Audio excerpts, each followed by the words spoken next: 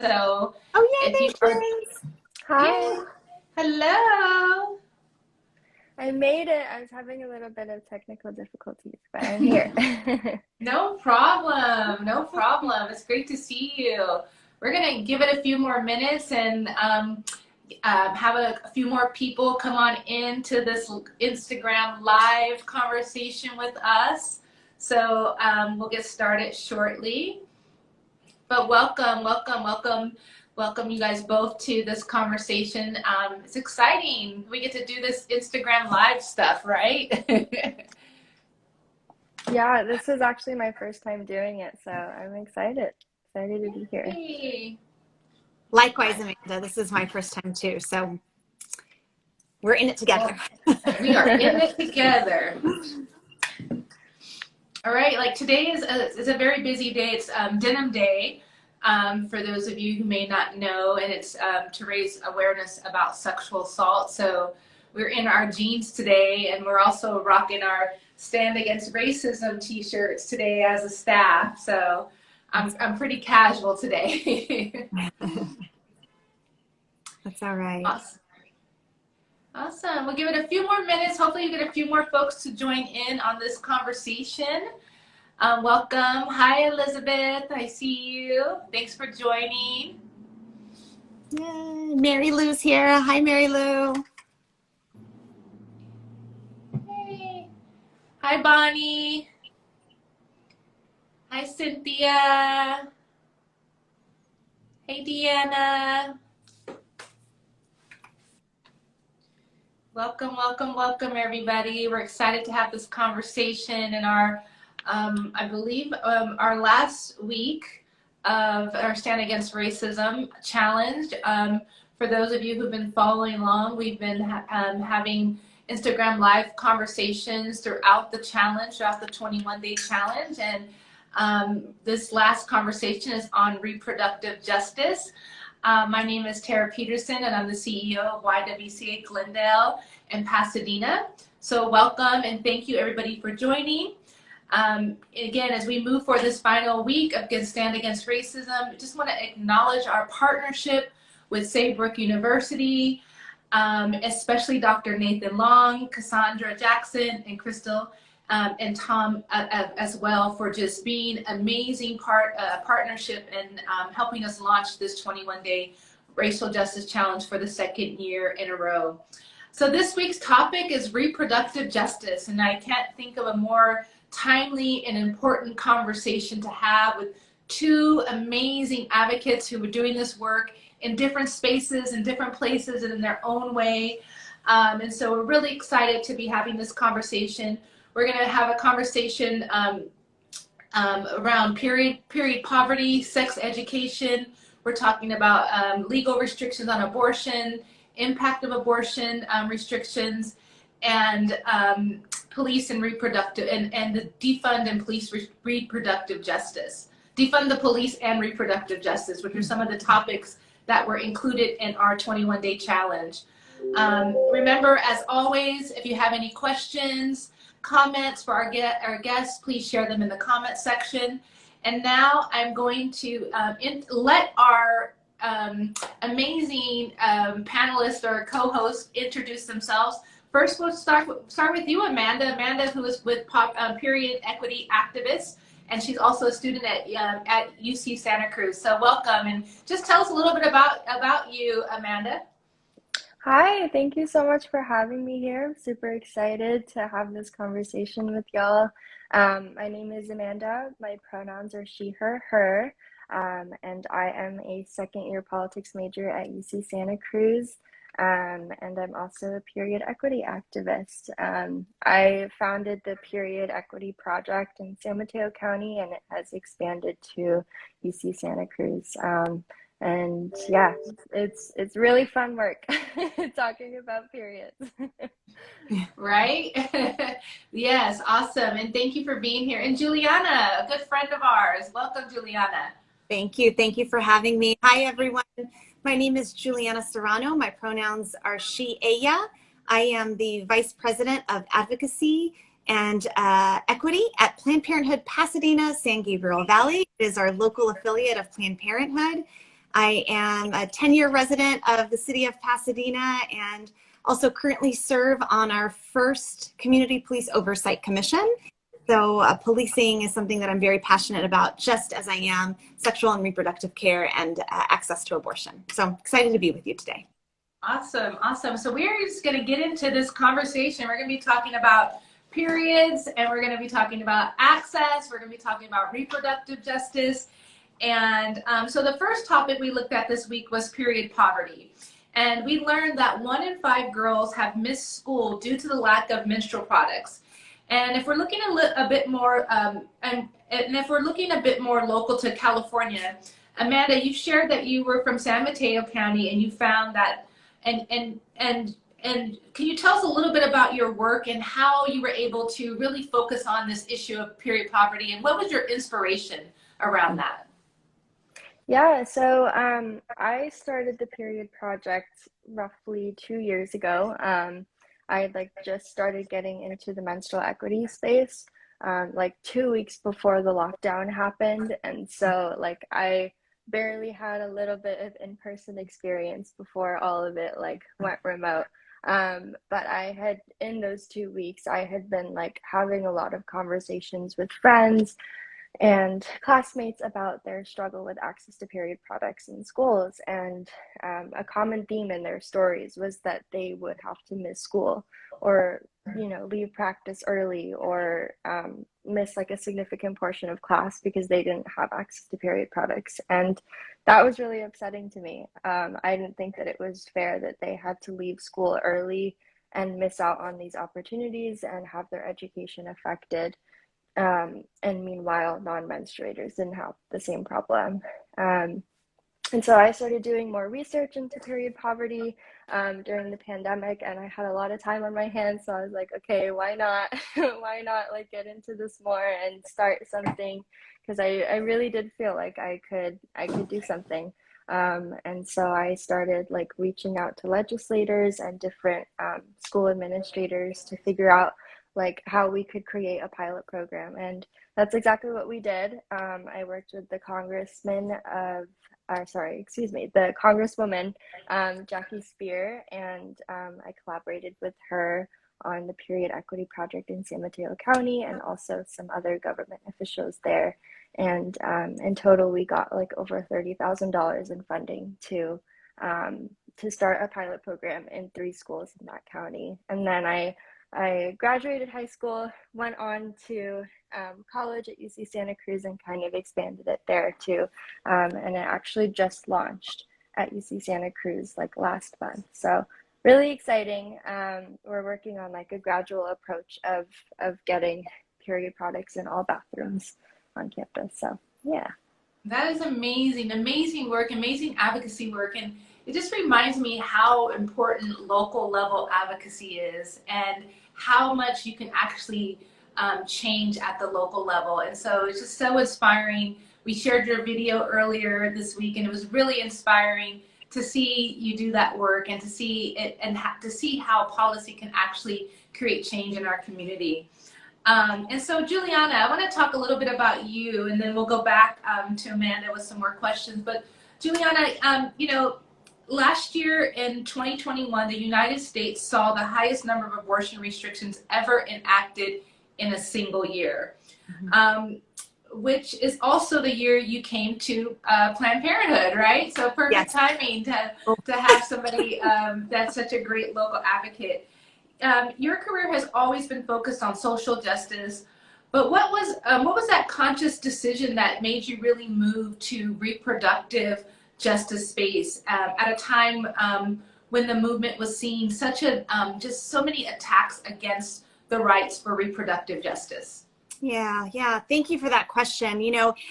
My affiliation with Planned Parenthood precedes my employment, in that I was a board member and a volunteer and a donor for many, many, many years. And that really stemmed from my first visit to a health center. And will confess that as a social justice advocate and activist, that I, up until 2012, had never been into a Planned Parenthood health center, in large part because I had always had access to the healthcare that I needed and wanted.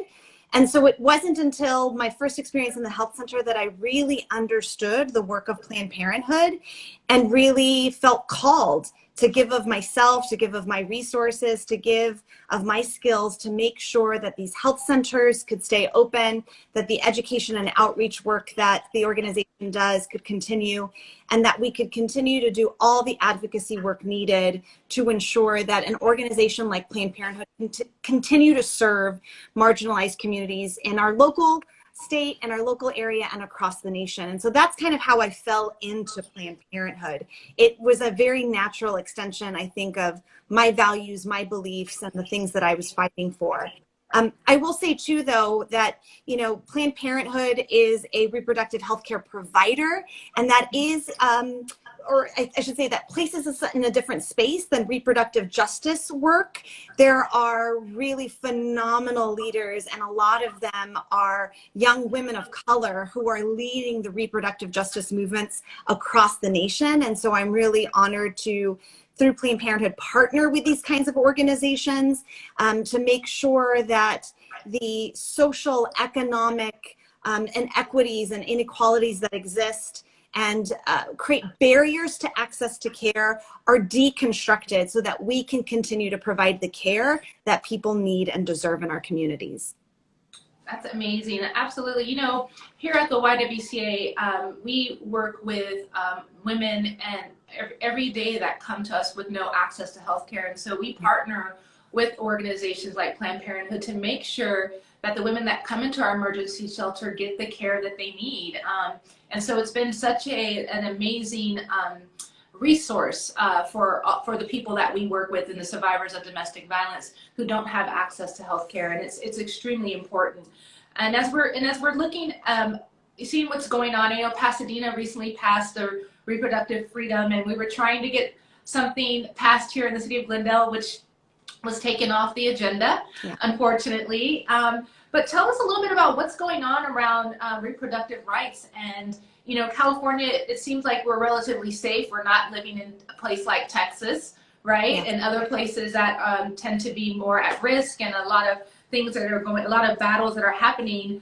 Tell us a little bit about what's going on with reproductive freedom, the work that you're doing to get cities to enact these reproductive freedom proclamations, and what can people do in the city of Glendale if they want something like this done in our community to ensure safety around reproductive rights? Absolutely. As you mentioned, this has been the most atrocious year for states across the nation in terms of the ability to provide access to abortion services for their residents. There has been just an unprecedented number of bans or flat out bans or restrictions that have legally made their way through the process. The most notable, I think, for us as a nation was SB 8 in Texas. It really ignited, I think, something in all of us to say, wow, this is abhorrent, and I can't believe a state would go this far, right, to ban abortion starting at 6 weeks, which is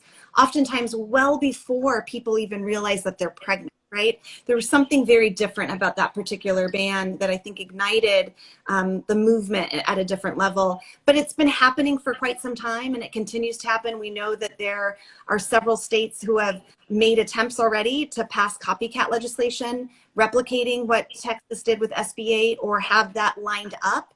And so we're also well aware that the Supreme Court is going to be making a decision, hopefully by the end of their session, by June 30, that will very likely either, diminish the legal ability under Roe for persons across the nation to access abortion, or to gut it in ways that it essentially eliminates that access, right?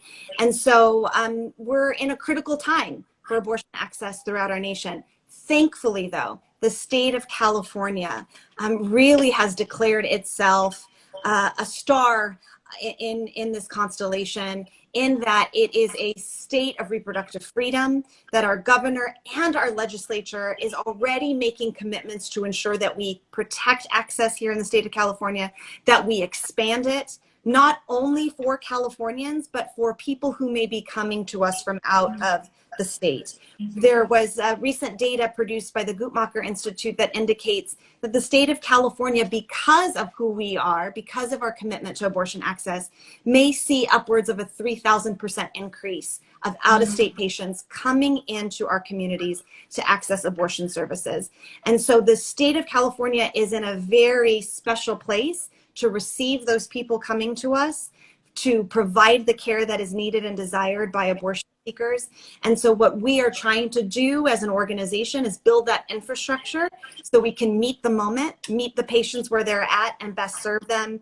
And there is a role for local governments to play in that. And as you mentioned, the city of Pasadena, I'm also very delighted to say the city of Monterey Park and the city of Alhambra all passed reproductive freedom resolutions declaring themselves communities that support access to abortion, that support reproductive freedoms, and will support any person seeking those services coming into their communities.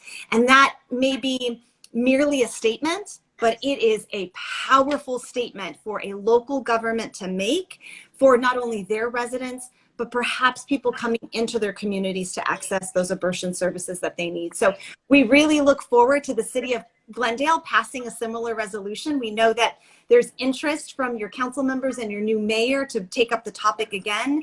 And we're hoping that we can count on the people of Glendale to express their support for such a declaration.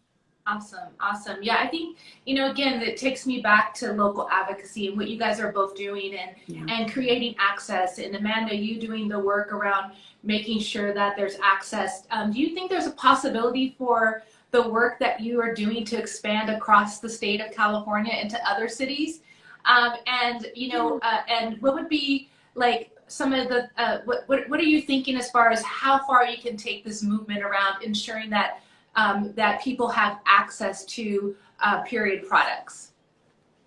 Yeah, I mean, well, there's already so many activists who are working in the menstrual movement, and they are doing such amazing work. Like I had the honor and privilege of working with the AB 367 coalition in California, which was a coalition working toward getting a menstrual equity for all act passed in California, which it did. It passed unanimously in the California State Assembly and the Senate, and it was signed into law by Governor Newsom in October of last year. So we're already seeing that movement expanding across the state of California, and that bill has to be implemented by this upcoming school year. So literally in a few months, we will start seeing most schools in California have free period products in their public bathrooms, which is amazing. And there's also like a whole list of states across the United States who are also working on doing the same thing if they have not already accomplished it. And there are other things that we need to be working toward in the menstrual movement as well. Like for example, getting SNAP benefits to include menstrual products, right? Because as of now, that is a basic need, and it is not included in that.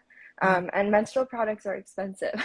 So, it would be a massive help for menstruators to have that assistance from the state. And there are also homeless shelters too, right? Like a lot of homeless shelters do not get a consistent supply of free period products, and the stigma actually holds a lot of homeless menstruators back from speaking up and saying, hey, this is something that I need. And so it's kind of this double-edged sword, right? Because if you're not hearing about the demand, why would you even work on getting the supply? And so, yeah, so there's a lot of different things that we can be working toward in terms of policy. But yeah, there are a lot of people, a lot of amazing activists who are working in the menstrual movement. That's awesome. One of the things you brought up is a stigma, right? And, I'm thinking back when I first joined the YWCA Glendale, and we have a domestic violence emergency shelter. Of course, women are in our shelter. And when I first came, we were locking up all of our period products. And I didn't understand why. And I would come and I would say, why are these just not out for everybody? Why do we feel we need to like hold on to these? And there was this fear at this time about people taking more than what they need. And I was like, well, it doesn't matter if they take more than what they need, they're eventually going to use it and need it eventually. And there's like this fear of like, if we offer something free, someone's going to take more than what they need, right? And the stigma that in both reproductive health and as well as period products and the stigma behind that. Can you share a little bit, Amanda, about how difficult it's been to really do the advocacy work, knowing that there's a stigma that still exists out there, especially regarding, free access to period products? Yeah, I mean, when I first started like doing the work in the menstrual equity space, I was actually really nervous myself to be so public about it. Like I think the first time I posted something on my story on Instagram, I was like, oh my God, like people are gonna think I'm so weird for talking about periods in public. But then I had to like rewire my brain into thinking like, hey, this is a normal thing. Like period shouldn't be something that we hide or something that we're ashamed about. And so it was like this whole like unlearning the stigma that I had to go through myself before I became like completely okay and confident with being able to talk about it, and also like encouraging other people to talk about it as well. But I definitely had like some obstacles as well, with regard to the stigma. Like it took about a year for my parents to be on board with me doing this work because I think the stigma lives so strongly in their culture that like they just weren't okay with me talking about it. And I remember like when the first article came out about my work in the SF Chronicle, I had to sneak out of the house to go buy it and then like hide it in my jacket because I didn't want them to see. And so I got a lot of pushback from home about speaking about periods, and it was like this whole idea of like they raised me that way to be kind of ashamed and embarrassed about menstruation and about that part of my body, which I shouldn't be, and no one should be. And so the stigma is very strong, and it's definitely still out there. And I think a lot of us kind of see it in ourselves when we go to the bathroom and we hide our pad or our tampon like in our armpit or up our sleeve or in our pocket. And, we just have to ask ourselves, like, why are we doing that, right? Like, like there's no need to do that. If we were on the way to the bathroom and we were holding a box of tissues, would we hide it? Right. No, right? If we were holding our phone, would we hide it? No. So I think menstrual products should kind of be treated that same way as like this normal thing that we have nothing to be ashamed of. So yeah. Absolutely. Well, your parents have to be just extremely proud of you today. I think that, just to see you just doing this work and being so passionate about it, it's so refreshing to see you and to have you do this work. So thank you. Juliana, I mean, the same goes for abortion. There's a huge stigma around abortion, and a lot of folks, something they do in secrecy, they do in privacy, they feel ashamed. It also has a stigma in different communities, different cultures, different religions. What has been the barrier for you as an advocate in wanting to advocate for reproductive rights and reproductive health, knowing that oftentimes people first, when they hear that, they think automatically about abortion, right? How has your community responded to you as a Latinx woman in doing this work? And what's been some of the barriers and some of the challenges that you've had to face?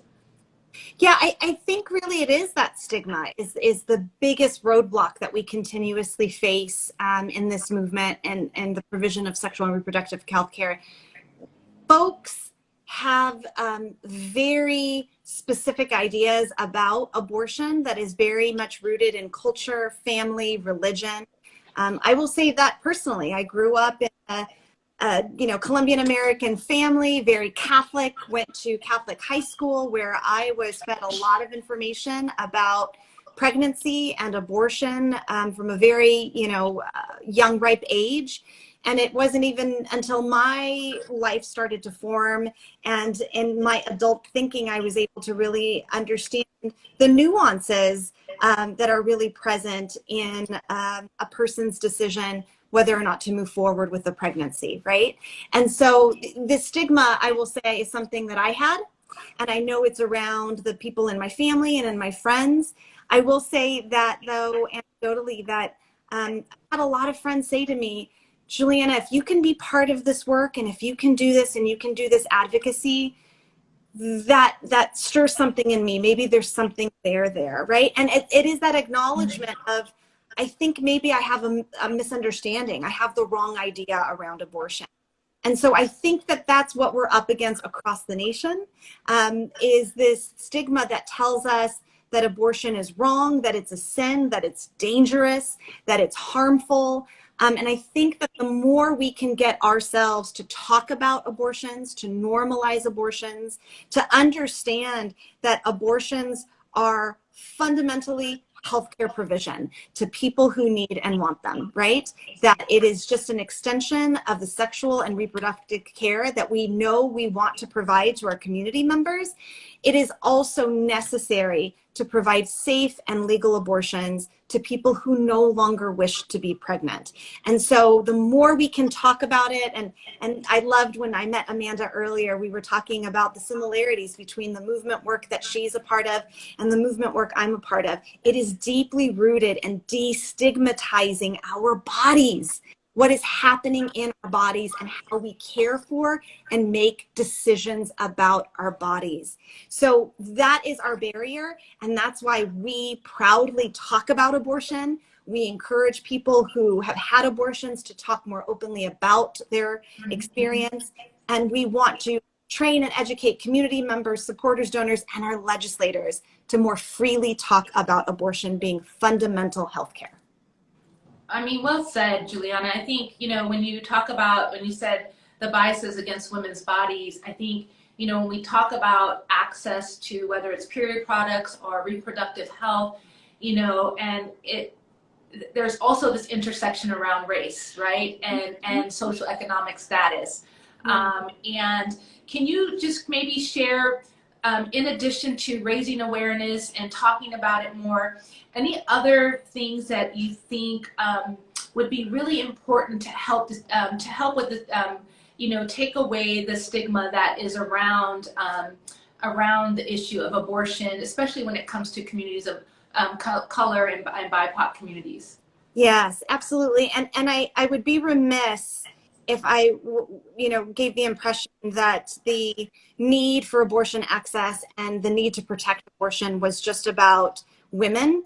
I have to include the reality that there are trans men and non-binary persons who also find themselves pregnant and may no longer wish to be pregnant and seek abortions. And so they're part of the community that we need to serve. And as much as there is stigma around women's bodies, there's also a lot of stigma around trans bodies and non-binary bodies. And we want to fight that stigma as well.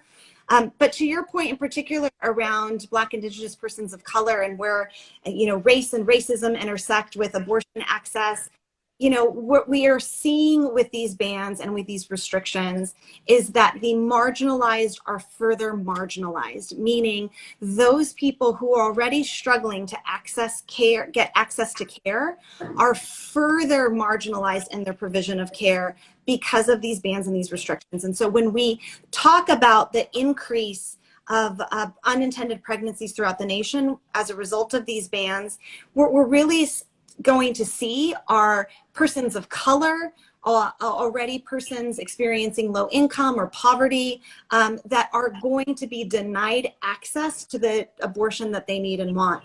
And as we even think about this 3,000% increase that I mentioned earlier, potentially coming into the state of California, that quite frankly will be of those persons who are able to make their way into California. And that will not be a lot of people who are low income, persons of color who are struggling in their home state, right? Getting access to a plane, train, automobile to come into California to pay for their procedure, to maybe stay in a hotel, will probably still be out of reach for them. And so what we will see are lots of people needing to either move forward with an undesired and unintended pregnancy and further delve into poverty and struggle with raising their families in the communities that they are a part of. And that is not what we want. And we know that is not what our community members deserve. Absolutely. And then, Amanda, how about you in your work? I mean, what are some things that around, last week we were talking about media and film, and what are some things you think in regards to the work that you're doing and trying to take away the stigma around having a period that can really help young people? What are some things that you think can really reduce that stigma for young folks, or some things that can happen? Yeah, so I think that a lot of that stigma that we learn comes from our socialization from media. And, we're exposed, especially now, young people, young menstruators are exposed to the media at such a young age. And so if we can incorporate these destigmatizing conversations in like TV shows and movies about menstruation, I think that can do wonders in breaking down the stigma, right? Like in Turning Red, we saw the mom, just regularly bringing up periods as part of the conversation. But even then, the child was a little bit embarrassed about it and kind of hiding away from the possibility that, they could be going through something like that. And so I think in that movie, while it was great that they brought up periods, there was still like that aspect of, oh, like that child is kind of ashamed of it, which is normal. It's a very realistic depiction of how we kind of go about seeing periods. But I think that, like Hollywood can also make huge waves by having their characters just normally and regularly talk about periods. Like, if one character is like, hey, do you have a pad or tampon? And then the other character does not respond, like, oh my God, I can't believe they just asked me that, right? Like, they just like kind of bring it in normal conversation as like a regular experience that people go through. And one thing that I was actually thinking about recently was I watched a couple episodes of Survivor, and I was thinking, like, what do those menstruators do in those, like, however many 30 days that they're on that island or whatever? Like, are the directors providing them with free period products, or are they free bleeding? Or do they have to use like a leaf as a pad, or I don't even know. Like, and I think it just kind of speaks to this idea that, like, oftentimes in movies and TV shows, we're not really incorporating this legitimate experience of menstruation, and kind of like normalizing it as this thing that people go through. And so, yeah, I don't know, that show just like made me wonder, like, what do they do? Yeah. Yes. Well, I have a friend that was on Survivor. I'm going to have to ask her.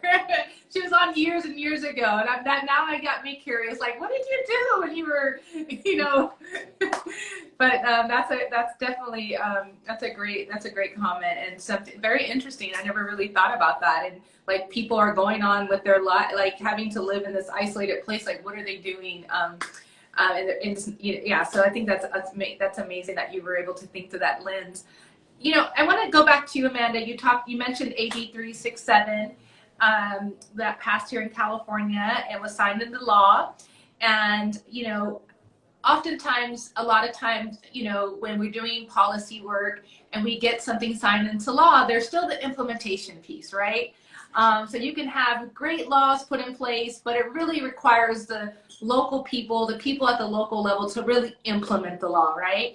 So what are some things that local communities can do to make sure that their schools are implementing this new legislation to ensure that there's access?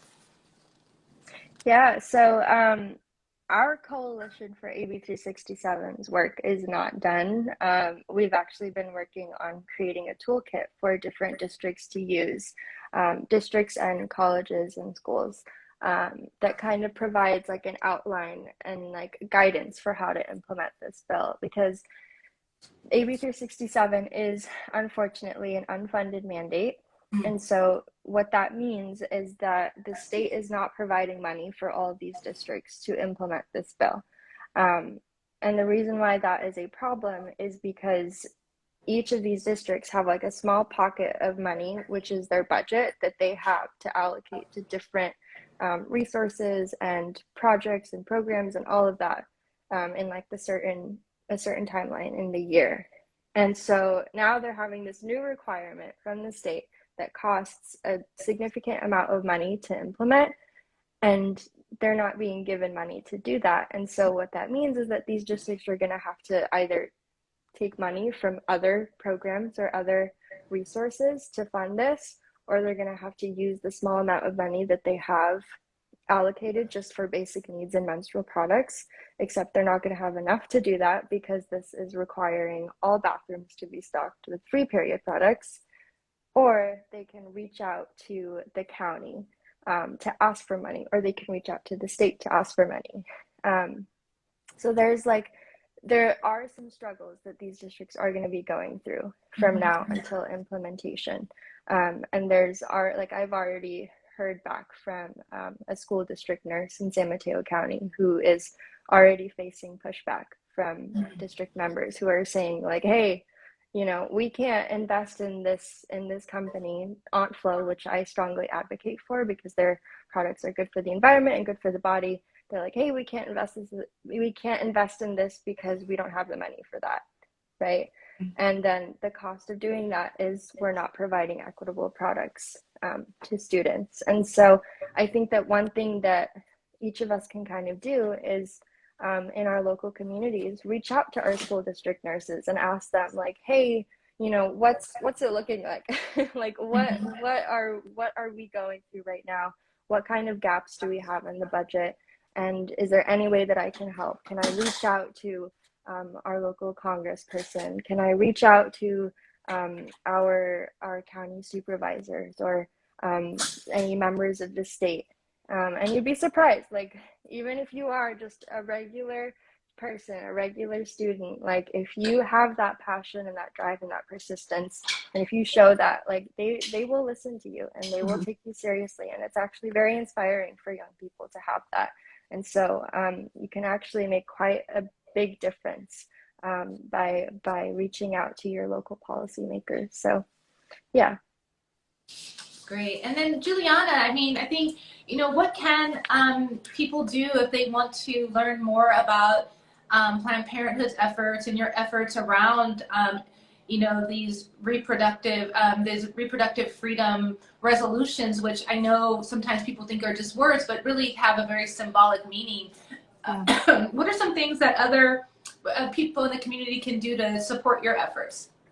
Well, I would say, first and foremost, support your local Planned Parenthood. So if you're in Glendale and San Gabriel Valley, support Planned Parenthood Pasadena, San Gabriel Valley. It's your local affiliate that has 5 health centers. So if you are finding yourself with the ability to make a donation, there's no such thing as a contribution too small. Those dollars go a long way to help us in providing care to people in community. If you are able to volunteer, that is a really powerful thing to do to get engaged also. If you follow us on our social media, you can stay up to date with how our work is advancing and opportunities for engagement with other community members. As you can imagine, there's going to be a big rally, a big movement within days after the Supreme Court decision comes out, and we're really going to want to channel all of our energy, all of our attention to being together in community and making a declaration of our values. So you can stay informed about activities like that through our social media and joining our mailing list. And then I would just also say to never, ever, ever forget to vote. Voting really matters. And, our affiliate also has a C4 organization, which is able to engage in electoral work. And so if that is something that interests you, you want to know more about policies and how to support candidates, then Planned Parenthood Advocates Pasadena, San Gabriel Valley, that is the place where you can channel all of that energy and learn more about how to support those particular efforts. And then finally, I will just say abortion. Talk about abortion with your family members, with your friends, with your coworkers. We have to destigmatize abortion, and it begins with you. It begins with me. I'll never forget, just a couple weeks ago, a woman that I'd met for the very first time, when she learned I worked for Planned Parenthood, she said, I talk to my kids frequently about the fact that their mother wouldn't be the mother that she is today were it not for the abortion that I had in college. I would have never become a lawyer. I would have never married their father. I would have never had them were it not for the access to that abortion that I needed. And so the more we can get people talking about abortion in those ways, the more we're going to destigmatize it and understand it as basic health. Thank you. Thank you so much. Amanda, do you have any last kind of words for the community members that are joining us, of anything that you think that they can do to support your movement and your effort? Yeah, honestly, I'll just jump on that bandwagon and I'll say talk about it. Like, talk about periods. Don't be afraid to say it out loud. Like, the next time you, like, to all my fellow menstruators, the next time you don't have a period product on you and you're around your friends, don't whisper it. Don't whisper it to their ear. Just say it out loud. Just like ask the group, hey, does anyone have a pad or a tampon? And you'd be surprised that that goes a long way in breaking down that stigma, because it not only breaks it down in yourself, but it also tells the people around you, like, hey, this isn't something that any of us should be ashamed of. It isn't something that any of us should be whispering or talking very quietly about. And I would also encourage you to hold out your pad or tampon on your way to the bathroom. Don't hide it up your sleeve. Don't put it in your pocket. Hold it out loud and proud, and encourage all your friends to do so. And yeah, just don't be ashamed. It is not something that we should hide or be embarrassed about. Be proud of being a menstruator, and be proud of saying the word period out loud. Yes, I have somebody that says talking about menstruation is my hobby. Love that. Yeah.